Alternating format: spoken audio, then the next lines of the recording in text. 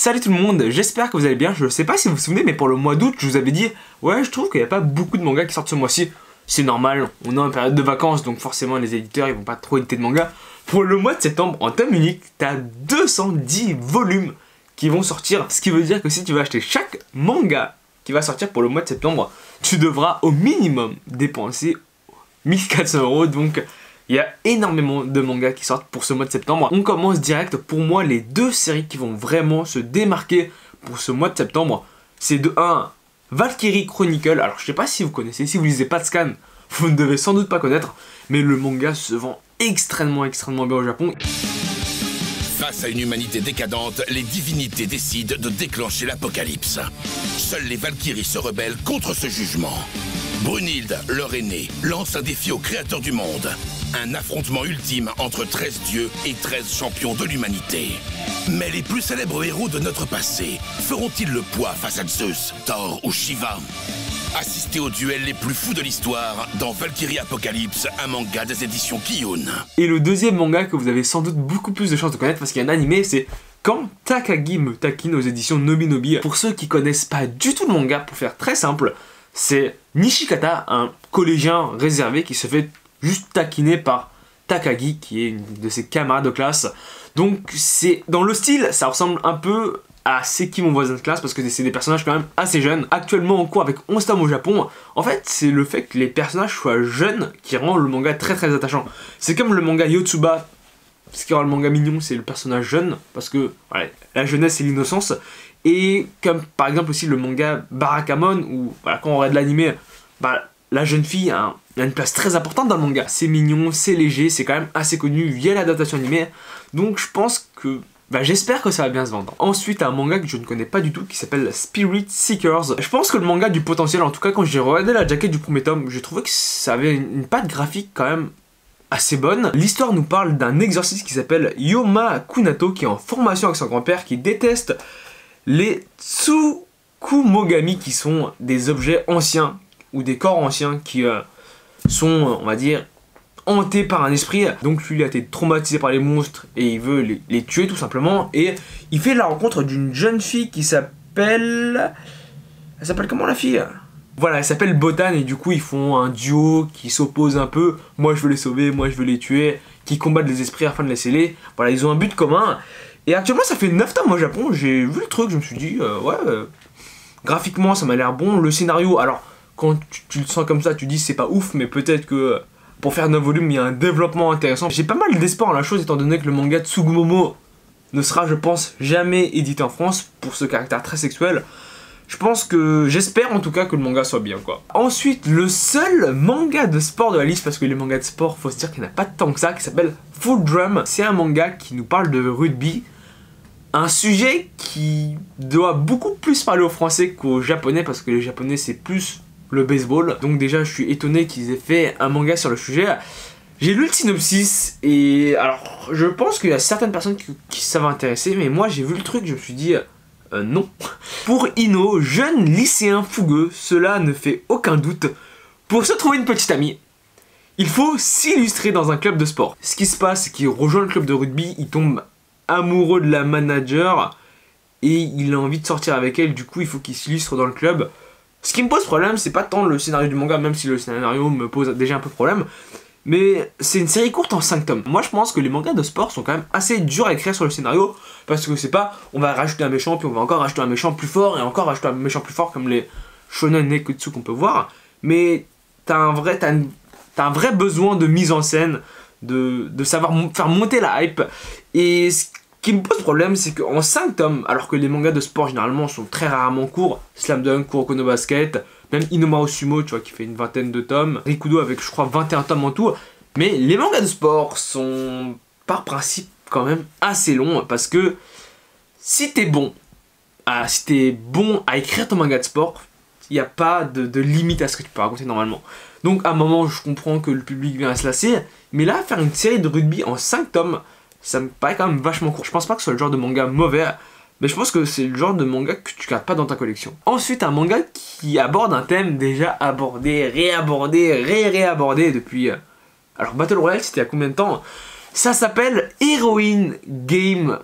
Je vais vous lire la première phrase du synopsis, vous allez tout de suite comprendre. Il était une fois une Battle Royale, alors je pense que c'est un Battle Royale où chaque participante incarne une héroïne de conte.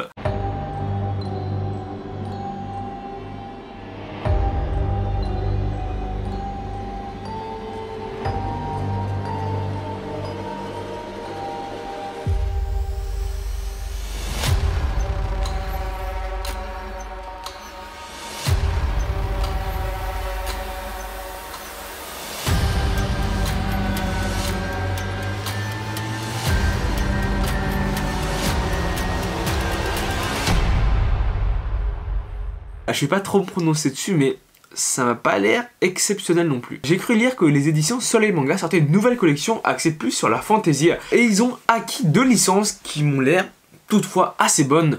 Le premier qui s'appelle Imprimerie des sorciers, et le deuxième qui est un peu plus original à mon sens, qui s'appelle Jeune Dragon cherche appartement au donjon. Concernant Imprimerie des sorciers, c'est une jeune fille qui se fait téléporter dans un monde où tout le monde a un peu des pouvoirs magiques, sauf elle. Sauf que elle a réussi à apporter quelques connaissances de ce monde, notamment, on va dire qu'elle ouvre une maison d'impression dans un monde fantastique où elle peut reproduire des parchemins magiques tout simplement, et elle cherche un moyen de rentrer chez elle. En vrai, la jaquette du premier tome vend pas du rêve, mais les jaquettes des autres tomes sont vraiment pas trop mal. Du coup, graphiquement, je pense que c'est quand même d'un assez bon niveau, même d'un très bon niveau.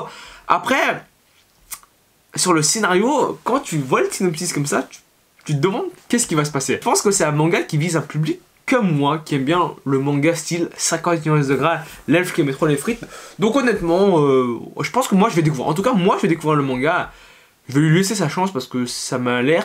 En plus, dans le genre du manga, il n'y a même pas échier. Et sur le deuxième manga, j'ai pas besoin de vous faire le synopsis, tout est dans le titre. Mais ça m'a l'air quand même vachement original.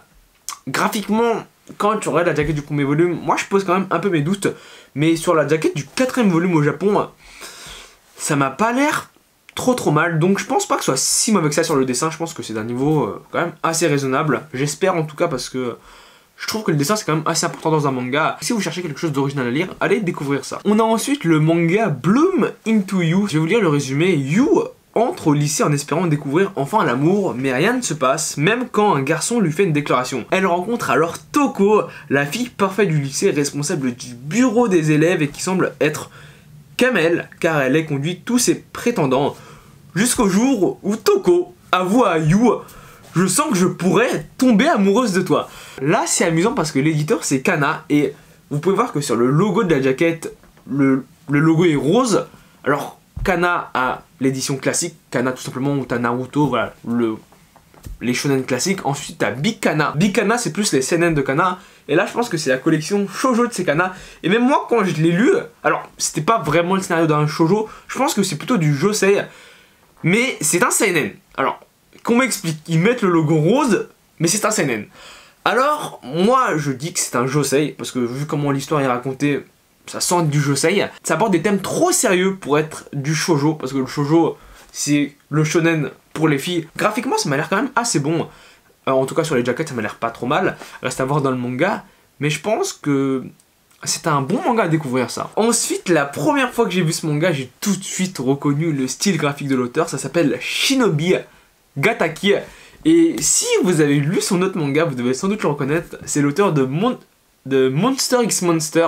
Oui, je sais, ça fait penser à Hunter x Hunter, mais non, ça n'a aucun rapport. Pour résumer le manga, là, ça va être assez simple. C'est Shinobi versus Ninja. Et la fin du synopsis, c'est: plongez-vous dans l'univers de Toranosuke, le chasseur de ninja, et de sa quête de vengeance, qui est une série terminée en 5 tomes. De ce que j'ai lu de son autre œuvre, Monster x Monster, c'était pas mauvais. Je pense que tous ceux qui l'ont lu vous diront: c'est pas mauvais, mais ça vole pas vraiment pas haut. Le mangaka se prend pas trop au sérieux, et quand je vois qu'il fait un manga axé sur un thème de vengeance, quand on a lu Monster x Monster et qu'on regarde le synopsis de ça, tu te dis qu'est-ce que ça va donner. En tout cas, le mec dessine bien, mais je pense pas que le manga soit bon. Encore Monster x Monster, ça se prenait vraiment pas au sérieux, et bah, ça collait bien avec le style de l'auteur. Là, je pense que on va quand même avoir un petit décalage. On a ensuite un manga qui s'appelle Voilà, il s'appelle juste Ne, N-E-U-N. Le mangaka est quand même assez connu en France. Il a fait Détonation aux éditions Pika. Je crois même que c'était à la collection Pika Graphique. C'est des très très gros formats.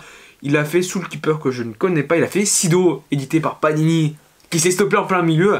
De manière, quand t'as des éditions qui sont stoppées, c'est généralement que c'est Panini tout simplement. Ouais, c'est bien ça les éditions Panini. 14 tomes en France, 25 au Japon. Ça m'étonne parce que le manga est toujours en cours au Japon. Ce qui veut dire qu'il a mis son manga en pause. Même quand c'est en pause, je crois qu'il s'est noté en pause. Non, vraiment étonnant, ça veut dire qu'il fait 2 mangas en même temps. Ça nous parle d'Hitler. Allemagne 1940, pour assurer la pérennité du Troisième Reich, 13 enfants ont secrètement hérité de l'ADN d'Hitler. Neun est le 9e d'entre eux, mais lorsque le projet est subitement abandonné, il ne peut compter que sur Théo, un soldat allemand qu'il a pour tuteur pour espérer survivre. Donner un avis juste avec ce synopsis, c'est assez compliqué, mais je pense que le manga est globalement assez bon. De toute manière, le mangaka est assez talentueux, on va se le dire. Ça doit être un manga un peu thriller où t'as les deux qui essaient d'échapper au Troisième Reich et qui sont un peu rattrapés et finalement sortis de nulle part. T'as quelqu'un qui vient où il s'échappe de toutes les situations. Ça m'a l'air quand même assez original. Plus le scénario est simple, plus c'est compliqué de faire un manga globalement, surtout quand le scénario est aussi simple. Là déjà il y a 5 tomes en cours, donc je pense que le mangaka sait où il veut aller. En tout cas, quand tu dis j'ai envie de parler de Hitler, du fait qu'il y a des gens qui vont hériter de son ADN, et quand finalement ça foire, et ben ils abandonnent le projet, je pense que tu sais un peu ce que tu vas raconter quand même. Ensuite, t'as le premier tome de Batman Ninja, série terminée en 2 tomes, édité aux éditions d'Arcana.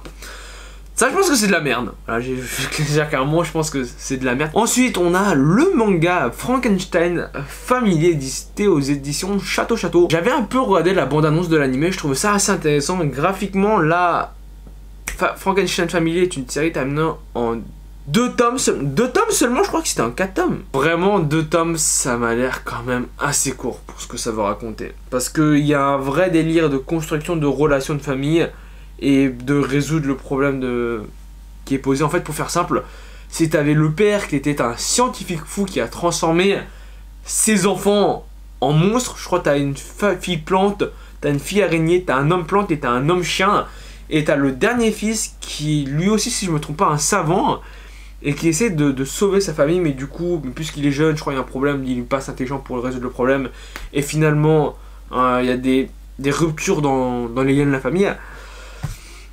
En 2 tomes, ça m'a l'air vraiment court pour ce que ça va raconter. Puis on va finir sur un artbook de l'auteur de The Promised Neverland qui s'appelle Pawn, Demizu Posuka Artbook.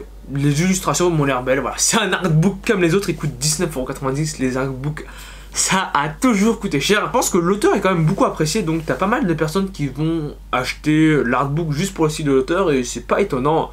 Voilà, la vidéo va s'arrêter ici. J'espère qu'elle t'a plu, si c'est le cas, n'hésite pas à laisser un pouce bleu, n'hésite pas à t'abonner, c'est le plus important. Salut!